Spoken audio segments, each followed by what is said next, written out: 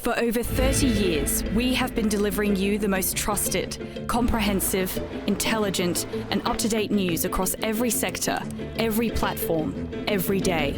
At Business News, we believe progress boils down to one simple habit. That is, what you subscribe to today shapes what you become tomorrow. Subscribe to success. Subscribe to Business News.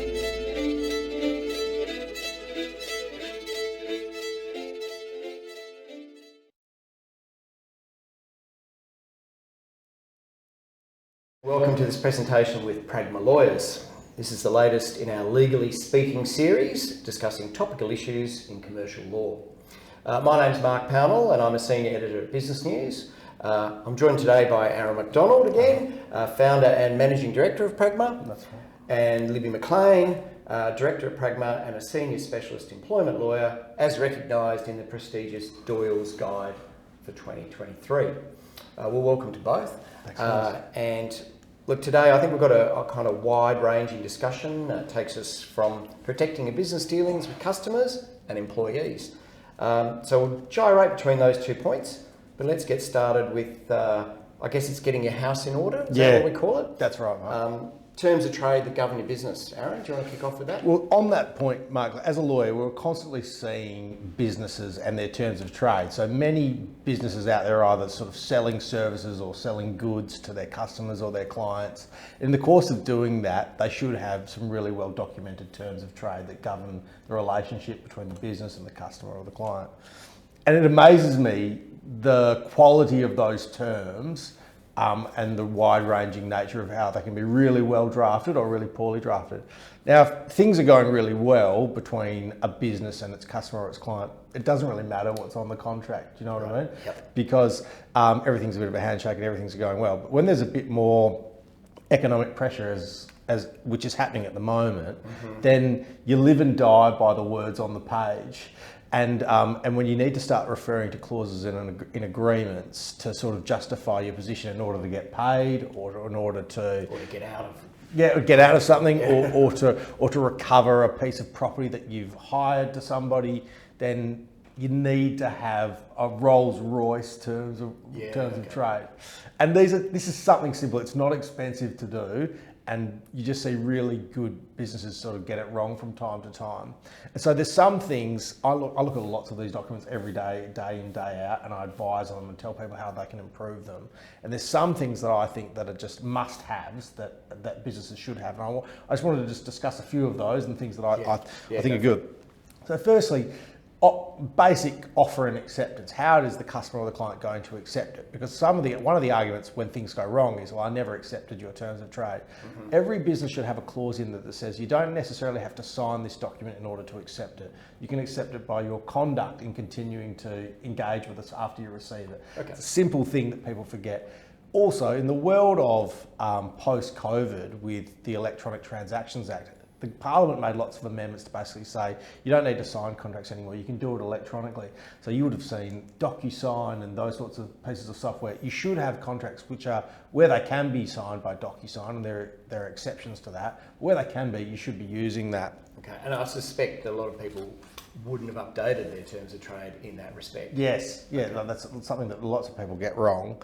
The other thing that's sort of from yesteryear is if you're selling widgets to a particular customer and that customer then appoints a voluntary administrator or a liquidator, you used to have the old retention of title clause in there which says that until you pay me for my goods, it's my property. It might be in your possession, but it's my property until you pay me. Those clauses are now not worth the paper they're written on effectively because of a piece of legislation introduced called the PPSA, which basically means you need to register every single interest. And there have been it only costs a few dollars to lodge a PPSA interest. There have been cases where businesses have lost out on tens of millions of dollars for effectively stuffing up what is should be a 30-second process of registering it. So it's something that's low cost, but it can have dramatic consequences if you get it wrong. Right. So you're not specifically mentioning it in the contract with the customer, you've just got to go outside that and register it. No, so you would put it in the contract. So you don't really have a legal basis to go out and register it unless the contract says that you can. Right. So you basically need what's called a PPSA clause that says that I'm entitled as as the supplier to register my interest against you, the customer, and then you need to actually register it as well, which is a bit of an administrative headache, but it's something that's really important to be done. Those are two things that are really important. The other thing is sort of limitation of liability clauses. I've got a case on in the federal court at the moment where one of the clauses in the agreement says that, you know, if something goes wrong, the amount of money that you can recover from me is limited to effectively the value of the services that I've provided. You can't then claim from me loss of profit or loss of revenue or things that sort of have consequentially arisen. They can make huge differences to the business and also to its insurers if claims are made. So you really want to have those sorts of clauses in there to protect you if something goes wrong. So limiting the scope in a sense. Yes, so limiting. So if something goes wrong and you're going to pursue me for damages, it's limited to this confined set of value. It can't be anything that's sort of reasonably foreseeable that would flow from the breach of the contract, which would ordinarily be the position at law, but for having a clause which limits it. Got it. So that's another thing. Privacy, I mean, that's only getting bigger and bigger with things like Optus and Medibank, and people are getting a lot more sensitive about how their personal information or sensitive health information and the like is stored. One thing that we have in our own business when we is that we use, everybody uses software like Dropbox and the like, where you're actually uploading information about people into a third party. Now, we don't use a service like Dropbox, but a lot of businesses do. You should have something in there which expressly permits you to use effectively cloud computing software so that you can get it in there, so that they are consenting to you using those services. Yeah, okay. Aaron, curious, are we talking about, you know, kind of what we'd normally call T's and C's, like we would have for our subscription subscribers? Yes. Or are we talking about, you know, the bigger side of things? You know, you've got a building contractor, or I would even say with our advertising agreements, which are a bit more bespoke. Both. You definitely use that in both. So I think this applies to all sorts of businesses, whether it is a large-scale construction agreement or it's just your T's and C's. I think those are things that you need to think about when, in any circumstance, in trade or commerce, when you're engaging with another party. Mm-hmm. You can call the document whatever you like, but at the end of the day, it's a contractual relationship. You need to have these things in there, or at least ask for them to be in there. So they need to negotiate away from it. Yes. So those are a couple of things that really jump out at me. Two last ones, Mark, are jurisdiction and dispute resolution clauses. So sometimes, you know, if a dispute arises, you want it to be in the system, in the Western Australian system, not in the legal system of the Bahamas or Argentina. Absolutely. So that's something that's unless you're planning to go and do conduct your business. Well, that can make a big difference because it's a completely different legal system. And the other thing that's really worthwhile that people often forget is that you can have these dispute resolution clauses in there that says if we have a Barney and we something that we disagree upon, we agree to at least mediate between each other before we go and, you know, lawyer up and go off to the court system, which will resolve 9 out of 10 disputes if you do that properly. And lastly, there's always the issue around intellectual property. If somebody's creating intellectual property during the course of a relationship, I think it should always specify who retains that intellectual property when things go wrong. Yeah, got it. There's a lot more, but those are sort of some 6 things that really jump out at me that you don't see in every day-to-day agreements. As I say, it's not something that's expensive to update your agreement, but it's something that's worthwhile to get your house in order. And maybe just a quick question to finalise that one. Best practice in terms of how often you should do this? I'd say that you should be doing this at least every couple of years. I mean, if you do it really well, you shouldn't have to do it that often, but just whenever there's a significant legislative change, like the PPSA is a good example, there's other consumer law changes, whenever there's a big change in the law, you should look at updating your agreements. Just like Lib, who's a specialist employment lawyer, there's heaps of changes that are happening to the legislation around governing the relationship between employers and employees.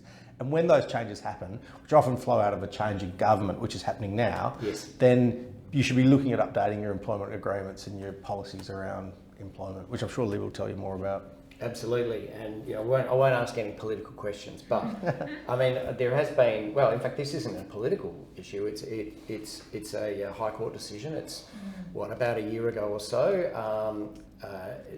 employee or contractor, and I know that's a discussion that's gone on for quite some time, but there has been a really important decision there. I was curious, it's sort of 20 years between, precedent's been 20 years and now it's been overturned. And I have to note that the person who it was overturned for probably wasn't born when the original precedent, that's right. came about. So tell us what's happened. Yeah, so we are talking about a year ago, this decision, but I thought it was worth raising because it is part of the Get Your House in Order theme. If you don't have solid agreements that clearly distinguish whether a worker is an employee or a contractor, you can get in serious trouble. And the court, it was originally in the federal court, and the finding was, taking it back to the facts, was a labourer. So Mr. McCourt was a backpacker, and he came to Australia to and he was doing some basic labouring work, unskilled, and he signed an agreement that they called an administrative services agreement with a company called Personnel Contracting that traded as Construct. The agreement described him as a self-employed contractor. He then did work for Construct's clients, including a company called Hanson. The CFMMEU got involved and brought a claim on his behalf with him for various breaches of the Fair Work Act, alleging he was actually an employee of Construct and not a contractor. So in the federal court, they applied the status quo test, which we call the multifactorial test, where they look at what has happened between the parties over the whole course of the dealings. And they make an assessment balancing those factors as to whether the person is actually an employee or a contractor. And they found that he was a contractor and not an employee. Okay. Appealed to the full court of the federal court, and it was affirmed that he was a contractor, not an employee. It was then taken to the High Court. This is when things got interesting. Essentially, the majority of the High Court found that that multifactorial test and that assessment of the full dealings between the parties is no longer relevant or necessary. Huge change from the status quo. Yes. And that actually you should look at the contract and not what the contract says was so much in terms of what it calls the parties, but what are the rights and obligations created by the contract. Yeah. And in this case, looking at that, he was actually found to be an employee.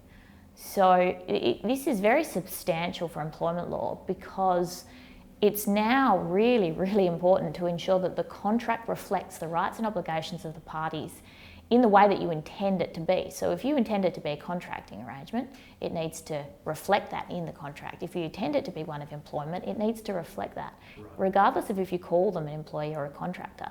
It's really what the law will consider as to what that contract creates in terms of who has to do what rights and obligations. So, look, amateur interpretation, I kind of, in looking at this, thought that they've taken that multifactorial element and actually applied it within the one thing within the contract, right? So you're looking at, you basically got to go through that contract. Have you got these rights? Have you got these abilities?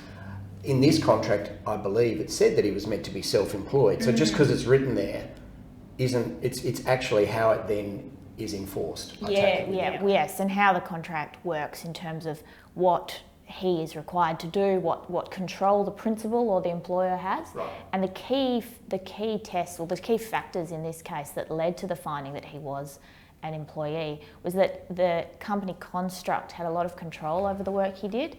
And that's quite typical of labour hire companies because they want to provide what the courts were calling a compliant workforce to their clients and say, you're going to work for this client and you're going to do the following hours and the following work.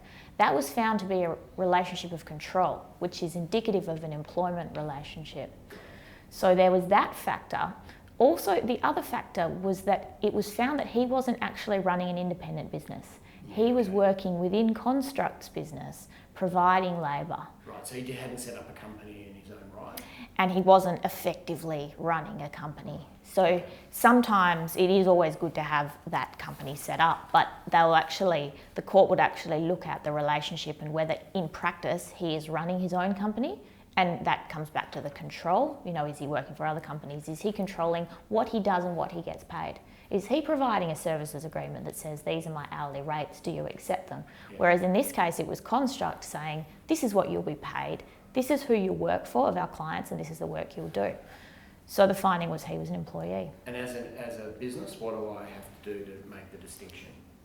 I think the first thing to do is to work out what you're going to require this worker for. Yeah. So what will you need them to do? Do you want to, and do you need to control what they do? Do you want to dictate what they get paid and how they do their work? If so, they're more likely to be an employee. And it might be best to have a casual employment arrangement or a maximum term employment arrangement if, say, you only need them for a certain job. If they are running an independent business and they are coming to you with their services and it is purely a contracting arrangement, make sure the document, the agreement you sign with them reflects that. Yeah, right. Otherwise you're going to be paying on costs potentially. Exactly. Yep. Claims for entitlements under the Fair Work Act. Right. And that's when it can get very expensive for businesses. So it's about getting the distinction right. There are certain industries where it's quite grey. One of those industries, and we've advised lots of clients in this industry, is healthcare. So allied and primary healthcare. Practitioners like psychologists, GPs, physios, they often take a percentage of what their patients pay, and then the practice of the clinic gets the rest. That is fine and is generally considered and contracted to be a relationship of independent contractor. However, sometimes the practices try to control what the practitioners do, try to dictate their hours of work, how many clients, patients they must see, and it gets a little bit grey. So that's one industry where I see employers and principals get it wrong all the time. And yeah, part of a changing workforce as well. And yeah.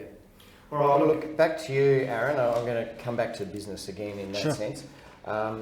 Debt recovery. Yep. Look, I mean, I think WA is still strong, but I imagine we're seeing a bit more of this. Yep. You know, businesses needing to improve their cash flow. Yep. When a business relationship breaks down, one party's owed money. We've almost sort of touched on this a bit. Yeah. What's the best way for the creditor? I guess their T's and C's weren't right. What is the best way for the creditor party to approach recovering a debt? When you say the T's and C's weren't right, there was an old saying by the former Chief Justice Wayne Martin. It's a great line, and I think he took it from somewhere else, where he said, "A pinch of prevention is worth a pound of cure." Yeah, got it. It's a great line, but it's so true, particularly when engaging a lawyer, because the cost associated with engaging a lawyer to fix up your terms and conditions or the terms that you use with your clients or customers it's not expensive in a legal sense.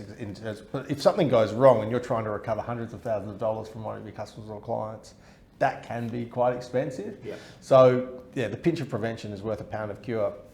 This is probably part legal and sort of partly psychological, that's sort of my tips in terms of trying to recover debts. But obviously, always the client or the customer should have a first go at trying to engage with the party that they provided services or sold goods to try and recover the debt. One of the things that's really important is keeping a paper trail as to what transpired. So whether purchase order numbers were issued in relation to an invoice, and confirming that we provided, and just being very matter of fact and very unemotive about what's transpired and what gives rise to the legal entitlement to be paid. For example, we sent you our terms on this date, you accepted them, we then provided the services or sold you the goods, we haven't been paid, our invoice was issued on this date, we're required to be paid within 14 days. Can you please clarify when we're going to get paid? Now, those sorts of things, if you send those sorts of emails and they aren't responded to, or those sorts of letters, and you've tried to contact them by telephone and you haven't had much luck, that's probably the point where you should be looking at engaging a lawyer to sort of then step up to then write the next sort of, not angry letter, but sort of an assertive letter to just say that this is the position. And there are some ways in which you can do this sort of debt recovery which is cost effective. There is a process known as a statutory demand procedure, which isn't actually going off to court and commencing a legal proceeding, which effectively says that I've tried to follow up this debt. I don't believe the debt is disputed. I don't believe that there's any reason. They haven't set out any basis for not paying the amount of money, and I therefore presume that the company or the party that I've dealt with might be insolvent, and therefore I'm going to issue a statutory demand. That's not an expensive process in the context of engaging a lawyer to do that, to issue something like that. And then that can then have the indirect effect of actually you then getting paid. I've seen that happen quite a lot, but it's a process that needs to be treated with a lot of caution, because you can't use that statutory demand procedure if there is a genuine dispute as to the debt. But then the other thing I would say, and this is something we do a lot of at Pragma, is just if you look at the statistics about going to court, 97% of the time, statistically, parties resolve their dispute by consensus. Yeah. It's a statistic that a lot of people forget. And if you keep that in mind, and the problem with that statistic is that it actually happens 2 years in rather than a month in, you know what I mean? Of two years of legal fees. Yeah. So, and with the threat of court looming usually, right? Yes. So I find that if you're going to commence if you're going to bring a claim against somebody or going to initiate court proceedings, always try and mediate it first. The courts love you for it, particularly when you've gone there saying we've done our best. But also, if you have to initiate a legal proceeding by using a lawyer, the courts are also, in my experience, very alive to bringing the parties into court and providing you. The court will then provide you with a mediator, which the state government pays for. You don't have to pay them for it, and they will spend a half a day or a full day trying to resolve the dispute for you.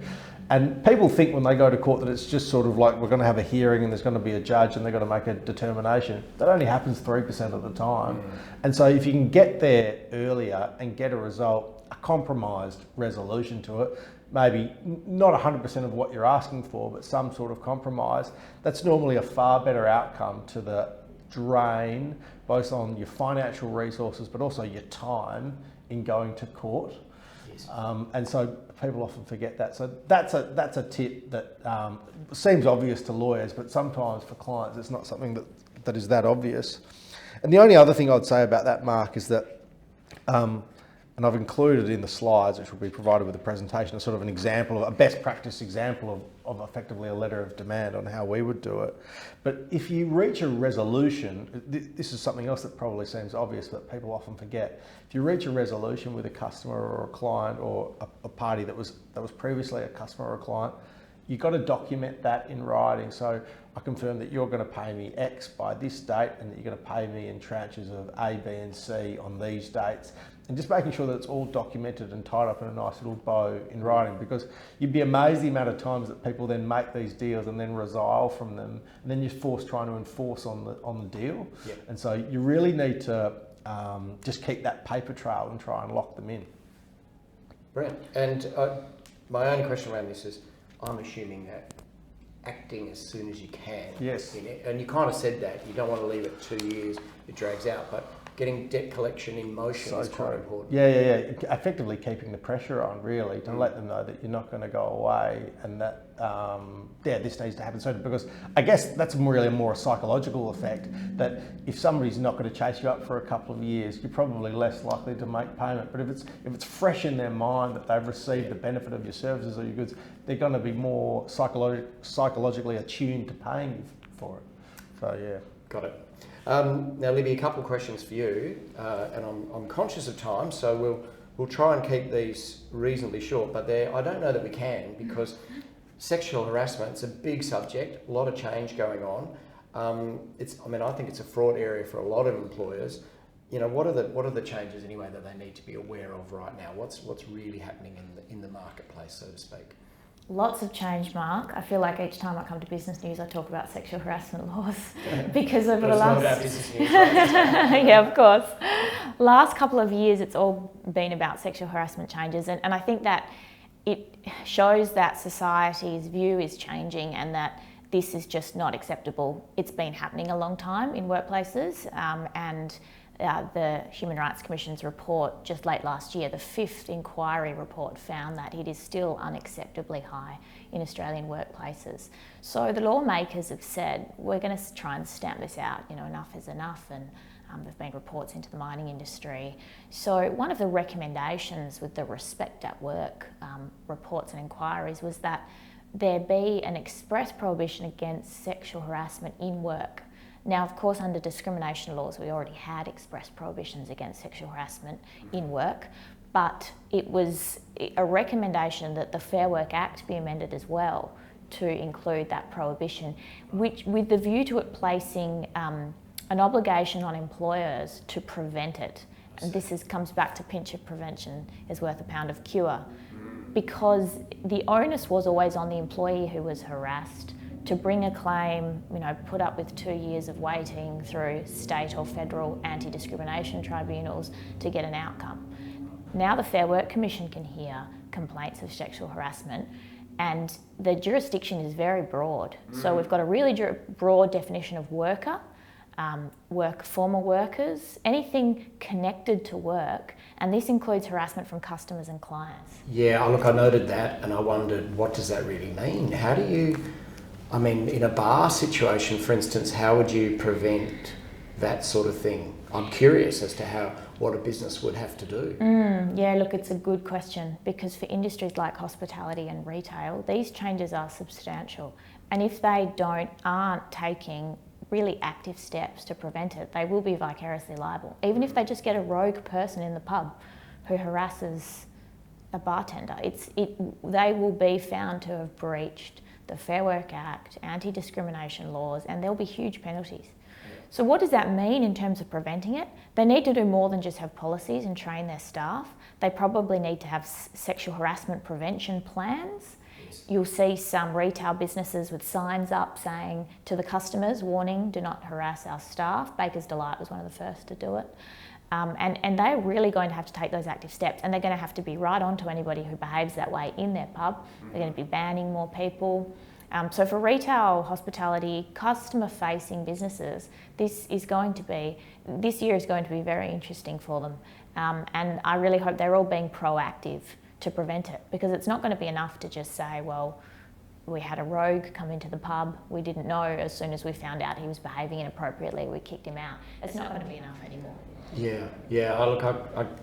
I guess you also need red flag, you have to need processes, right? That's right. Where if someone feels they're even getting close to that kind of intimidation, or what do you call it, they've got someone they can contact. They need to know where to go, yep, and that's so important. A lot of businesses forget that there needs to be a process. If somebody feels like they're being treated inappropriately from a customer, client, a colleague, they need to know who they can go to, and the person who is that liaison officer, complaints officer, needs to know what to do about it.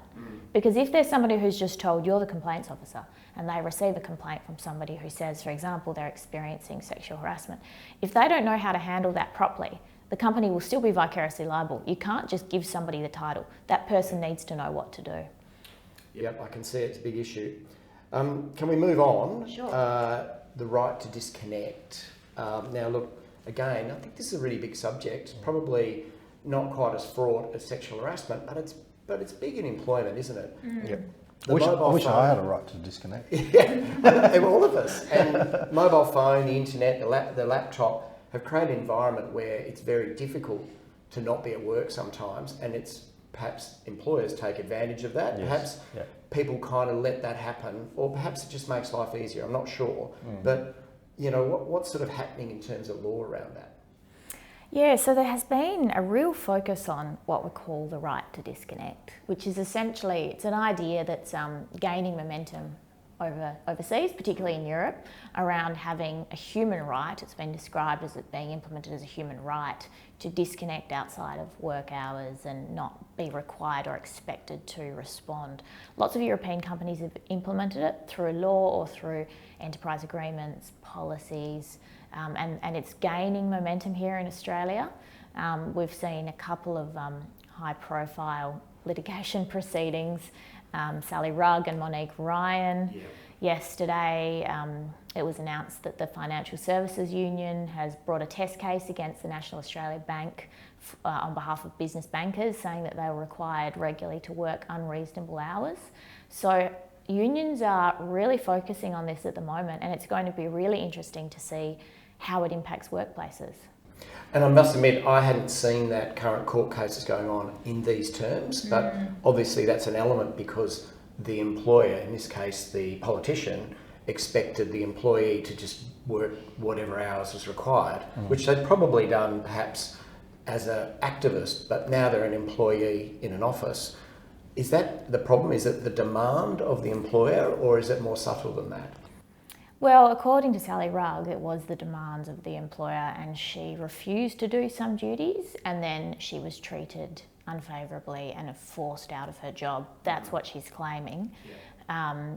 And we haven't heard MP Ryan's responses as much as we've heard about what Sally Rugg is claiming. The matter is still before the courts, but So it is a bit of, the allegation is that it's employer demands and it's unreasonable, and that the employee was then penalised for refusing to work reasonable additional hours. Because under the Fair Work Act, you can refuse to work reasonable additional hours. And what Ms. Rugg's lawyers are saying is this is going to be a test case for what are reasonable additional hours. And good luck to the judges for working that out. So maybe it's a bit early yet, really. We just take note that it's in the courts and there could be something from this. Yeah, that's right, Mark. I mean, it's sort of a watch and no need to act immediately, but it's of relevance. Employment lawyers are following it very closely.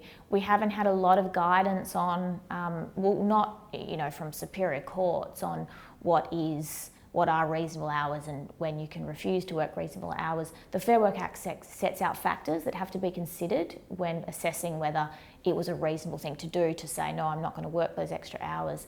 But High Court guidance on what is and what isn't is going to be very interesting, and that's why everybody is, federal will be the federal court in this case, that's why everybody is following it very closely.